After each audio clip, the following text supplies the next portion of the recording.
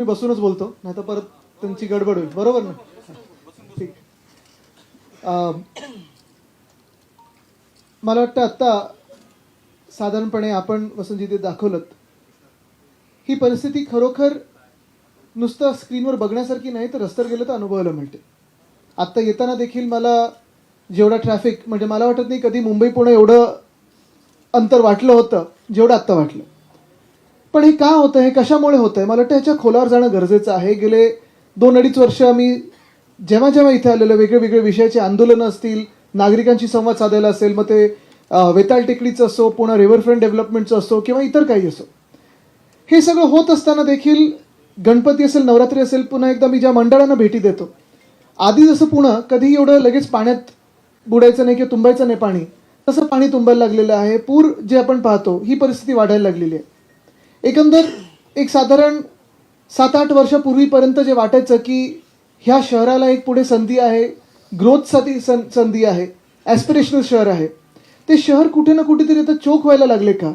आणि हे चोक जे मी सांगतोय ते फक्त लोकसंख्या म्हणून नाही, ते तर एक नैसर्गिक वाढ असतेच, फ्लोटिंग एक पॉप्युलेशन असतं, जे बाहेर काम करतात, येतात जातात. जसं भाऊ आता सांगत होते की पिंपरी चिंचवड असेल किंवा पुणे असेल, कुठेतरी ते एक व्हायला लागले का, ही देखील आपण एक शक्यता पाहत आहोत.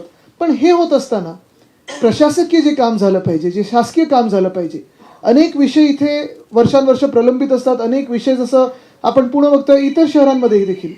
आणि परवा म्हणून ह्याच प्रेझेंटेशनमध्ये एक मी पैज लावली होती की आपल्या देशामध्ये मला एक शहर दाखवा जे भाजप शासित आहे आणि ते चांगलं झालं की सुधारलेलं आहे. ज्या ज्या शहरांवर किंवा ज्या ज्या राज्यांवर भाजपचं राज्य येत गेलं, त्यांचं सरकार बनत गेली, ते राज्य असेल किंवा ते शहर असेल, हे उलट्या दिशेने प्रवास करायला लागलं. मग साधारणपणे जे काही वचननामा की त्यांचा जाहीरनामा असतो, ते जाहीरनाम्यात दाखवतात. आणि जमिनीवर काय असतं, हे जे अंतर असतं हे फार मोठं असतं, म्हणजे त्याला कुठची मिसिंग लिंक पण नाही जोडू शकत, असं एवढं भयानक अंतर असतं. आणि हेच कारण आहे की प्रत्येक निवडणुकीच्या आधी किंवा निवडणुकीला सामोरे जात असताना भाजप कधी स्वतः केलेली कामं दाखवू शकतच नाही, कारण कामं तशी केलेली नसतात. एकतर दुसऱ्यांनी कामं केली असतात, त्याची नावं बदलतात किंवा फिता कापतात, किंवा सगळ्यात सोपं त्यांचं इक्वेशन हे असतं, जातीय दंगल किंवा जातीय तेढ निर्माण करा, धार्मिक तेढ निर्माण करा, समाजामध्ये वाद निर्माण करा, भाषेमध्ये अंतर निर्माण करा. हे सगळं करून डिवाइड अँड रूल ज्याला आपण बोलतो, ही जी काही डिवाइड अँड रूलची पॉलिसी आहे, ती मला वाटतं एकमेव आत्ता पक्ष असेल जगभरातला जो भाजप आहे, ती त्याची अंमलबजावणी करतो. असो, हे जरी असलं तरी मला वाटतं आत्ता ही संधी आपल्याला हे शहर सुधारण्याची, आपण सगळेच पक्ष म्हणून जर एकत्र आलो, नागरिक म्हणून जर एकत्र आलो, तर जी काही दडपशाही आपल्याला चालू आहे, म्हणजे मला आठवतं ना, आमचं सरकार असताना देखील जिथे जिथे लोकांची काही एक भूमिका असायची की त्यांच्या भावना असायच्या, त्याचा आदर करून आम्ही तसं काम करायचो. जेव्हा मी मंत्री होतो तेव्हा मला आठवतं हे रिव्हरफ्रंट डिस्ट्रक्शन, ज्याला रिव्हरफ्रंट डेव्हलपमेंट असं नाव ह्या महानगरपालिकेने दिलेलं आहे, त्याच्याबद्दल माझ्याकडे नागरिकांनी काही अपील केले होते. ते आम्ही लगेच प्रेझेंटेशन त्याचं जगजाहीर केलं आणि जे काही सत्य बाजू असेल ती लोकांसमोर आणण्याचं काम केलं. बरं, हे होत असताना जसं मी नदीचं सतत सांगत असतो, कदाचित हे जगातलं एकमेव उदाहरण असेल आपल्या मुळ्या मोठ्याचं की नदीचं पात्र हे खोलं करण्याच्या ऐवजी अजून कमी करत चाललेत. आणि जेवढं आपण रुंदीकरण करायला पाहिजे त्यापेक्षा अरुंद करून नदी ही छोटी करत चाललेत. उद्या त्या नदीला कव्हर पण करतील, त्याच्यावरनं रस्ता पण टाकतील. पण ह्याच रिव्हरफ्रंट डेव्हलपमेंटच्या कार्यक्रमामुळे जवळपास 11 मंदिरं आणि 4 महत्त्वाचे रस्ते हे पाण्याखाली जाणार आहेत. जिथे एसटीपीचं काम पहिलं झालं पाहिजे, ते मला वाटतं एसटीपीवर 550 कोटी की काहीतरी खर्च करून ठेवलाय, 950 कोटी, 1800, ते पण बंद आहे. अनेक अशी गोष्टी आहेत आणि ह्या गोष्टींना आम्ही सातत्याने लावून धरलेलं आहे. वेताळ टेकडीवर स्टे देणारा मीच त्यावेळी मंत्री होतो, कारण वेताळ टेकडीचा देखील प्रस्ताव भयानक आहे. म्हणजे वरतून रस्ता, खालतून बोगदा, बाजूनी मेट्रो, मी उलट सपाटच करून टाका, मग कशाला पाहिजे टेकडी वगैरे. आणि नावासाठी काहीतरी ठेवायचं, थातूरमातूर काहीतरी काम करून ठेवायचं आणि मग हे सगळं दाखवून जो विनाश आहे तो विकास म्हणून दाखवायचा. नक्की गेम प्लॅन काय आहे, हाच विचार करण्याची आता वेळ आलेली आहे. म्हणून मला वाटतं आपल्या इकडच्या शहराच्या सगळ्याच नेत्यांनी, आपण जसं मोरे साहेब सांगत होतात की एक एक्झिबिशन तर भरवलंच पाहिजे, लोकांच्या समोर आणलंच पाहिजे की काय त्यांनी सांगितलं होतं आणि काय करून ठेवलं. नाशिकमध्ये अशीच परिस्थिती आहे. नाशिक दत्तक घेतो म्हणून मुख्यमंत्री महोदय त्यावेळी सांगत होते, आता आपण तपोवनचं पाहतं, लोकांवर जी दडपशाही होते तिथे दादागिरी होते ही सरकारकडूनच होते. असं इथे मला वाटतं प्रेझेंटेशन झालं पाहिजे. आणि जसं हे काम जे मी प्रेझेंटेशन दिलं होतं मुंबईचं, की आम्ही करून दाखवलं, आणि हे करून दाखवलं कधी, जेव्हा आमच्या हातात राज्य सरकार नव्हतं, मुख्यमंत्री आमचे नव्हते, तेव्हा एवढी कामं करून दाखवलेली आहेत. पुण्यात तर त्यांचंच सरकार म्हणजे महानगरपालिका बहुमताची त्यांची होती, डोक्यावर मुख्यमंत्री त्यांचे होते, केंद्रात प्रधानमंत्री त्यांचे आहेत, तरी देखील अजून विमानतळ पुण्याचं होत नाही. अनेक वर्ष मी ऐकतो. ते नवीन टर्मिनल जे होतं मला आठवतं 3 महिने त्याच्यानंतर मी आंदोलन पुकारलं होतं, आपण सगळे शहर म्हणून आंदोलन पुकारलं होतं की तुमचं तयार आहे बनून, आणि तरी तुम्हाला उद्घाटनाचा मुहूर्त मिळत नाहीये. हा सगळा जो गोंधळ त्यांनी निर्माण करून ठेवलेला आहे. जसं आपण सांगू शकतो, होय हे आम्ही करून दाखवलेलं आहे, हे वचननाम्यातली आमची वचनं होती आणि ही आम्ही पूर्ण केली वचनं आहेत. तसं भाजप काय करून दाखवतं आणि काय करू शकतं किंवा काय केलेलं आहे, मला वाटतं काय केलं आहे ह्याच्यावर जास्ती आपण फोकस केला पाहिजे. आणि त्याच निमित्ताने मला वाटतं आपण काय करणार आहोत हे लोकांसमोर नेणं गरजेचं आहे. धन्यवाद. प्रेसचं काही प्रश्न असतील तर. खरं प्रश्न हे सत्ताधाऱ्याने गेले पाहिजेत, पण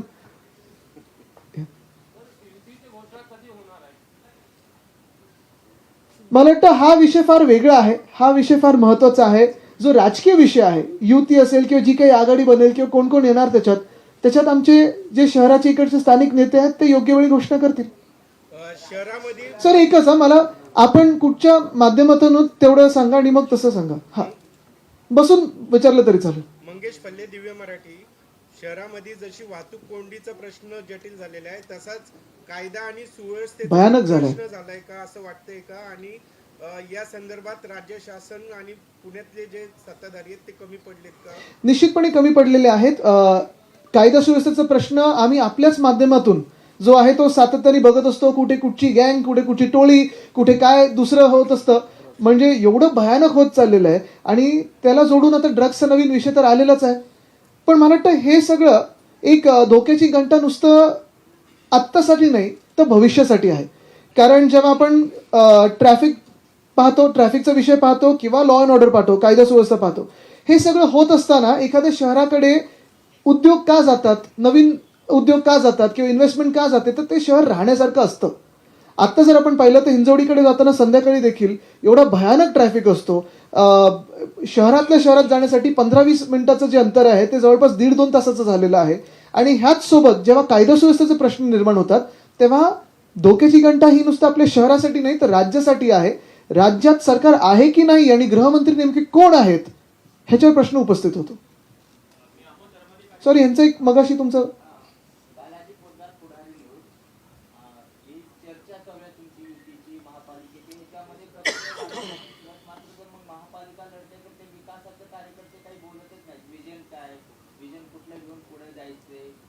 चर्चा असते, मनसे येणार, शिवसेना येणार, ह्याला जागा किती, त्याला जागा किती, त्यात बैठका संपतात. पक्षांकडून तुम्ही काही विजन दिलंय का की बाबा आपल्याला हे करायचे, ते जो विषय पक्षीय स्तरावर होईल? बघा, सोपी गोष्ट आहे. एक जर आम्हाला पडलंच नसतं, नुसतं सीट्स बद्दल पडलं असतं की सरकार कोण बनवणार, खुर्चीवर कोण बसवणार एवढंच असतं तर आम्ही भाजपसोबत गेलो असतो. आम्हाला शहराबद्दल ऐका ना, माझं ऐका ना. आहे का भाजपाची तुम्हाला ऑफर आहे का? कुठच्या स्तरावर आपण विचारताय? नाही, पण कुठच्या स्तरावर विचारताय? केंद्रातून, राज्यातून, महापालिकेतून, नगरपंचायतीतून? नाही. एक आहे, जगातल्या सर्वात मोठ्या पक्षाला आत्ता सीईओ सापडले आहेत, अध्यक्ष अजून सापडायचे आहेत. आणि अजूनही इन्कमिंग त्यांचं इकडे तिकडे, म्हणजे सर्वात मोठा पक्ष असताना सर्वात जास्ती मोठे भ्रष्टाचारी घेतात त्यांच्यासोबत. पण आमचं एक धोरण आहे, आमचं एक विजन आहे. आणि काही काही गोष्टी ह्या नॉन निगोशिएबल आहेत. म्हणजे जसं पर्यावरणाचा ऱ्हास हा जो पुण्यात होत आहे तो त्याच्यावर आम्ही कुठेही पुढे मागे बघणारच नाही, ते होऊ देणारच नाही. कायदा सुव्यवस्था परिस्थिती असेल, ट्रॅफिकची कोंडी असेल, दर्जेदार रस्ते असतील, फुटपाथ असतील, मोकळी मैदान असतील, ही बिल्डर आणि कॉन्ट्रॅक्टरच्या घशात जाऊ न देण्याचं आमचं जे धोरण आहे त्याच्यात सोबत कोण येतं. आणि अर्थात मग जेव्हा राजकीय पक्ष एकत्र बसतात ते जिंकण्याचं गणित कसं बसेल हे पण आहे. पण जसं मी सांगितलं की फक्त सीटची वाटाघाटीच असतं तर आम्ही त्यांच्यासोबतही जाऊ शकलो असतो. त्यांचं मगाशी होतं तिथून तिथे येतो परत.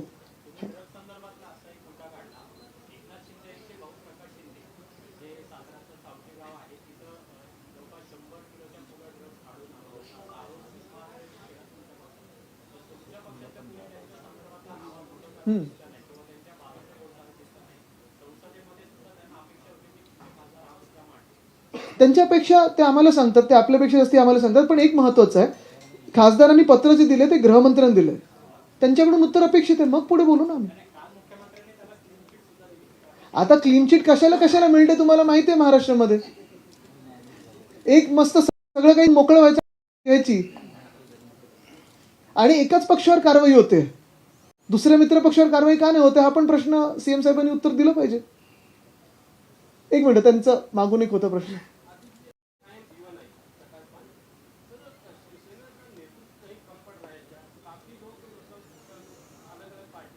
नहीं, हम प्रिंसिपल चलते हैं, हमारी नैतिकता ये सबसे महत्वपूर्ण है. हमें जो भी भ्रष्टाचार में डूबे हुए हैं, जिसको भी छुपाने की जैसी कुछ चीजें हैं, जिसको भी जेल का डर है, वो जा रहे हैं वहां, और वो जाने के लिए हमारे दरवाजे भी खुले हैं. और जो अच्छे लोग हैं, जो काम करना चाहते हैं, इस देश के लिए काम करना चाहते हैं, देश हित के लिए काम करना चाहते हैं, अपनी मिट्टी के लिए काम करना चाहते हैं, उनको आने के लिए स्वागत है.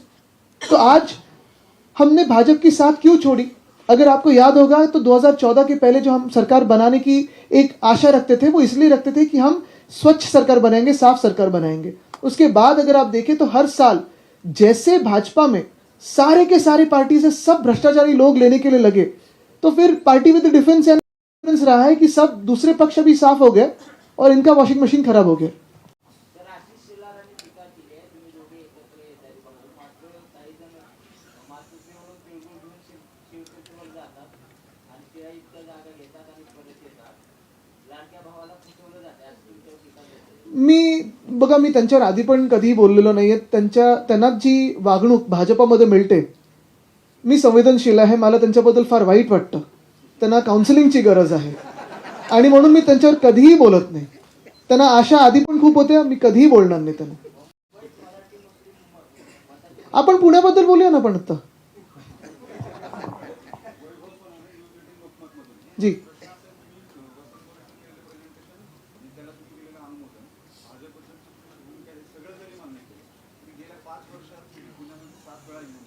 नाही, मी जास्ती वेळा आलोय. 7 वेळा नाही हो, मी वर्षात 7 वेळा आलेलो असेल, जास्ती वेळा आलोय. मी कसं मोजणार? तुम्ही आत्ता मोजलं ना 7 वेळा.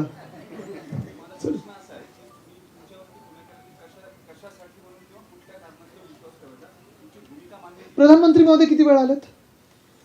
त्यांच्यावर का विश्वास ठेवला? त्यांच्यावर का विश्वास ठेवला? आणि चेहरा त्यांचाच असतो ना, की बिना त्यांच्या चेहऱ्याचं लढणार आहेत. बघा, मुख्य गोष्ट हीच आहे की आमचे सगळे इकडचे जे पदाधिकारी आहेत, तसं सगळ्या शहरांमध्ये होतं. तर मुंबईत पण काही वॉर्ड असे असतात, तुम्ही त्यावेळी आंदोलनाला जाता किंवा काही कार्यक्रमाला जाता, पण विश्वास हा पक्ष नेतृत्वावर जेवढा असतो तेवढा कार्यकर्त्यांवर असतो. आणि स्थानिक कार्यकर्ते असतील, स्थानिक नेते असतील, राज्याचे आमचे नेते असतील, हे फक्त पक्ष म्हणजे आम्ही एकटे नसतो. आता जे काही विषयांसाठी मी आलेलो आहे, तुम्ही आज पण चला, इथून मी लोकमान्य नगरमध्ये चाललेलो आहे. इकडे जे राहतात त्या आमदारांनी त्यांची आता हालत खराब करून ठेवलेली आहे, पण मी मुंबईत बसून पण त्यांच्यासाठी आवाज उठवतो. वेताळ टेकडी, इकडचे स्थानिक जे लोक आहेत भाजपचे, तिथे वेताळ टेकडी खराब करायला निघालेत. मी मुंबईत बसून आणि इथे आल्यानंतर पण वेताळ टेकडी सगळीकडे सलीम अली बर्ड पार्क आम्ही ठीक करून दिलेलं, नीट करून दिलेलं, चांगलं रिस्टोर करून दिलेलं, खराब केलं.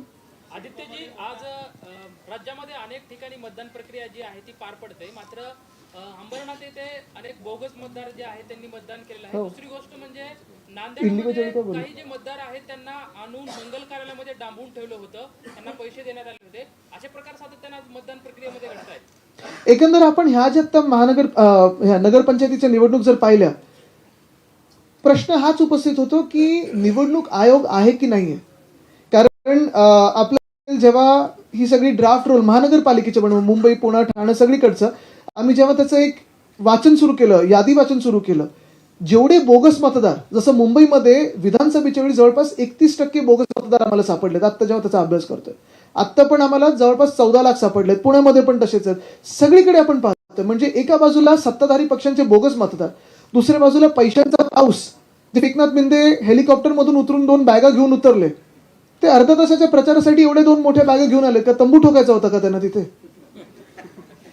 तर हा सगळा जो काही प्रकार आपण बघतोय, ह्यानी महाराष्ट्राचं राजकारण एवढं प्रदूषित आणि दूषित केलेलं आहे, एवढं घाणेरडं केलेलं आहे, मला वाटत नाही एवढं खाली आपण कधी इतिहासात गेलो असू. आणि कुठे ना कुठेतरी जनतेकडून ह्याला उत्तर येणार आहे का, हे येणाऱ्या महानगरपालिकेत आपल्याला कळणार आहे. थांबा, त्यांचा हात पहिला मी बघितला वरती.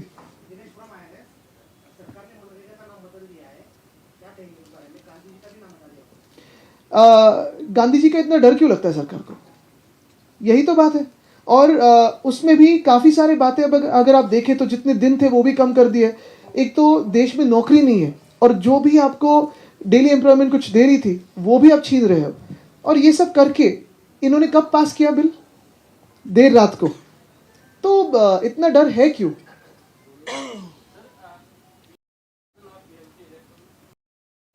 उनतीस महानगर पालिका आने वाली है.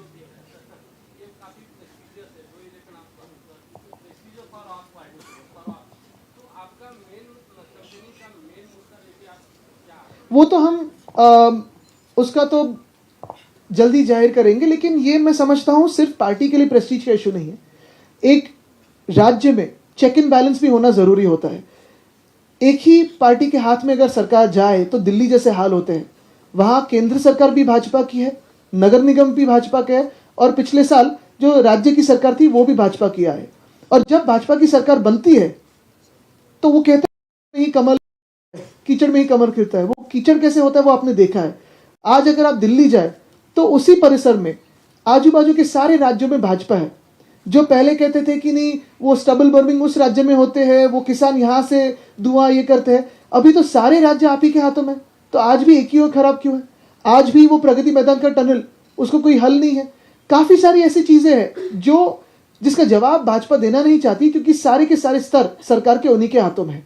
और मैं ये मानता हूं कि महाराष्ट्र जैसे राज्य में चेक इन बैलेंस होना जरूरी है. दूसरी बात, ये सिर्फ पार्टी के प्रेस्टीज का विषय नहीं है, बल्कि लोगों की जानों का विषय है, लोगों के जीवन के स्तर का विषय है.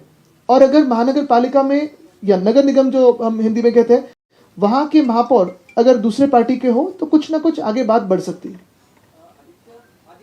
आदित्य बोललं तरी चालेल.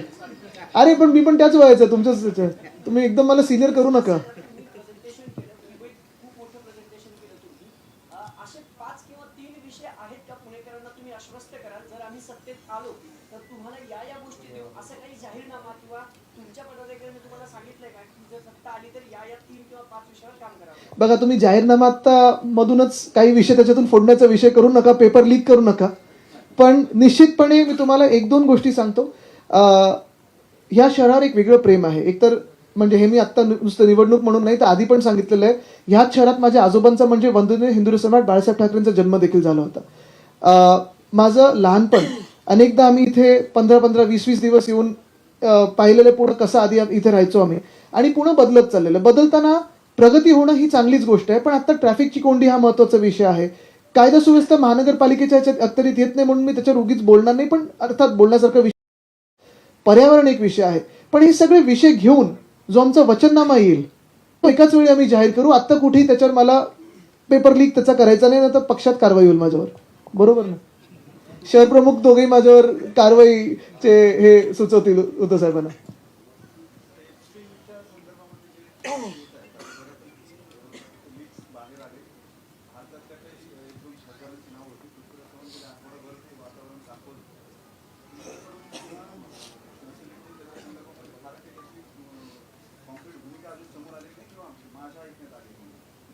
नाही, अजून आम्ही कॉन्क्रीट भूमिका मांडली नाहीये, कारण नाही तुम्हाला सांगतो ह्याच्यावर आत्ता बोलून काहीच अर्थ नाही. कारण आत्ता जे काय आहे ते सगळं गदारोळ हा त्यांच्या राजकारणात चालू आहे. अजून आपल्या देशाचा थेट संबंध कुठेही त्या घाणेरड्या गोष्टींबरोबर लागलेला नाहीये.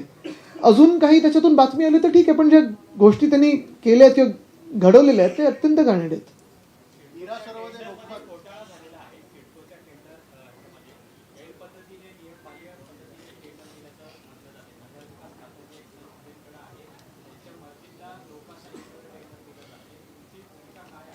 आता आपण पाहिलं असेल, सिडको असेल, म्हाडा असेल, जे काही चाललंय सगळीकडे, म्हणजे सगळ्याच शहरांमध्ये, मी पहिलंच सांगितलं ना की गेल्या 2-2.5 वर्षाचा प्रवास पहा आपण, आणि ज्या शहरांमध्ये प्रगती व्हायला पाहिजे होती की साध्या सोप्या गोष्टी व्हायला पाहिजे, जसं मुंबईमध्ये रोड स्कॅम असेल, अटल सेतू आत्ता मी येताना पाहिलं, उद्घाटन ह्या लोकांनी केलं, वरचं टॉप लेअर ठेवताना बरोबर ह्यांचं सरकार आलं होतं आणि त्याच्यातच घोटाळा झालेला आहे. तर अनेक घोटाळे असे आहेत, म्हणजे ही जरी फाईल आत्ता असेल तरी अनेक घोटाळे आहेत, ते आपल्या माध्यमातून येत असतात, आमच्या माध्यमातून येत असतात. पुढे क्लीन चिट पण त्यांनी तेवढंच तयार ठेवलं. आता क्लीन चिटवर नाकारायचा अधिकार हा जनतेचा आहे. आणि तो ह्या महानगरपालिकेत दिसेल. शेवटचे 2 घेऊया प्रश्न, कारण पुढे लोकमान्य नगरला जायचंय. मीरा सर्वोदय लोकमत आपले जे शहरातले पदाधिकारी आहेत एकदा मनसेसोबत बैठक घेतात, पुन्हा महाविकास आघाडीच्या बैठकीला जातात. महाविकास आघाडीमध्ये मनसेचा प्रवेश होईल का नाही ते फिक्स नाही.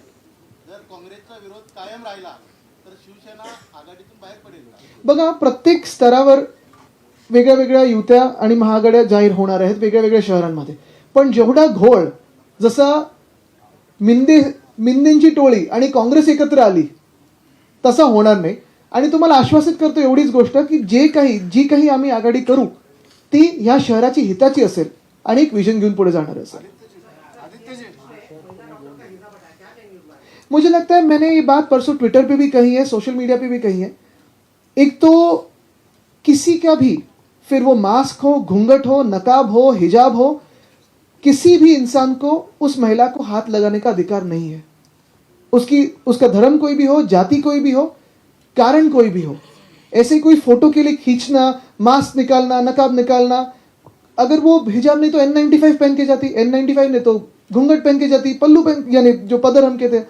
तो ये महिलाओं ने क्या पहनना चाहिए या ना पहनना चाहिए, ये कोई भी इंसान दूसरे इंसान उनको कह नहीं सकता. और मुझे लगता है यही लाइन है, उसके आगे कोई लाइन नहीं है. आदित्यजी, पार्थ पवारांचा जमीन घोटाळ्याचे आरोप झालेले आहेत. विरोधकांनी अधिवेशनामध्ये फारसा त्याच्यावरती आवाज उठवला नाही. शिवसेना जे तुमचे आहेत त्यांनी देखील आवाज उठवला नाही. मग अंबादास दानवेजी कुठच्या पक्षाचे आहेत? नाही, पण त्या फार आता त्याच्यावर मुख्यमंत्र्यांनी जे बोलायला पाहिजे ते का नाही बोलत आहेत? बघा, आम्ही सातत्याने हा विषय लावून धरलेला आहे. आणि हाच नाही तर अनेक विषय, जसं संजय शिरसाट त्यांचा व्हिडिओ आला होता ना, त्याच्यात तर तुम्ही पाहिलं असेल, तुमच्याच चॅनलने दाखवलं पण होतं की बॅगा पैशाच्या घेऊन बसलेत. आम्ही आंदोलनं करतोय, त्याच्यावर बोलतोय. आणि म्हणून मी सांगितलं ना की आम्ही आमचं काम करत असतो, आपण पण मीडिया म्हणून ते दाखवत आहे. पण ज्या सरकारनी, म्हणजे मी हे परत परत तुम्हाला का सांगतोय, भाजपचं एकच प्रॉमिस होतं त्यावेळी. आणि भाजप आणि आम्ही एकत्र जेव्हा होतो तेव्हा आम्ही जेलमध्ये असू, लाठ्या काठ्या का खाल्ल्या होत्या आमच्या कार्यकर्त्यांनी? भ्रष्टाचार विरोधात आम्ही आंदोलनं करत होतो. आणि हेच आता भाजप, त्यांना उद्धव ठाकरे नको आहेत, पण सगळे जगातले भ्रष्टाचारी पाहिजेत आणि ते सोबत घेऊन बसतात. त्यांना शिवसेना पण नको आहे, कारण की शिवसेनेला पुण्यामध्ये जागा ज्या आहेत त्या 8 ते 10 जागांवरची देण्याचा प्रयत्न भाजपकडून सुरू आहे. म्हणजे राष्ट्रवादी असेल किंवा भाजप असेल यांच्यात अजून थोडा वेळ थांबा, आपण पुढचं कळत जाईल. ही तर सिर्फ ट्रेलर आहे. चलो, धन्यवाद. आता पुढे लोकमान्य नगर आणि आता आपण एक टॉस करूया तुमच्या दोघांमध्ये. ये सारी अलायंस की बातें, ये राजनीतिक बातें हैं, बातें चल रही है. जैसे ही होते सबको पता चलेगा.